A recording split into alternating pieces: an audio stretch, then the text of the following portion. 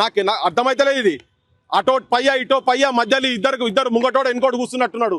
ఓడు చంద్రబాబు నాయుడు అంటాడు, ఇంకోడు ఈయనే రేవంత్ నాయుడు అంటాడు. ఈ ఇద్దరు అక్కటో పయ్య ఇటో పయ్య పెట్టి ఈ రెండు రాష్ట్రాలు ప్రతి శనివారం ఆదివారం హైదరాబాద్ లో మీకు ఏం పనిరా? చంద్రబాబు నాయుడు కావచ్చు, ఈయన డిప్యూటీ సీఎం ఆయన కావచ్చు, మీ ఇద్దరికి హైదరాబాద్ లో ఏం పని? అసలు హైదరాబాద్ లో ఏం పెట్టుకున్నారు మీరు? ఈడొచ్చి మా పోలీసు వాళ్ళు మీకెందుకు ఉండాలి? ఎవడో తలకాయ తిరిగినోడు ఎవడని ఉండేది ఉంటే బిడ్డ మీరు ఉన్న జాగాలు ఉండారు, అటే బీక్తారు.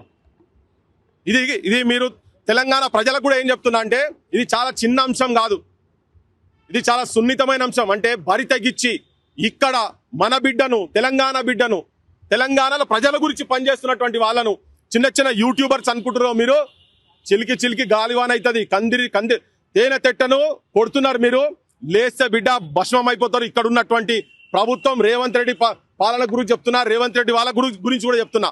హోమ్ మినిస్టర్ గా ఉండి, నువ్వు ముఖ్యమంత్రిగా ఉండి ఇక్కడ జర్నలిస్టుల హక్కులనే కాపాడలేని దుస్థితిలో ఈ తెలంగాణ ప్రభుత్వాన్ని ప్రజలు కూడా నిర్వీర్యమైపోయి ఇటువంటి మాట్లాడేటోళ్లను కాపాడుకోలేకపోతే, వీళ్ళ తరఫున మనము వాయిస్ ఆఫ్ వాయిస్లెస్ గా ఉండలేకపోతే చాలా ఇబ్బందుల పాలైతే తెలంగాణ.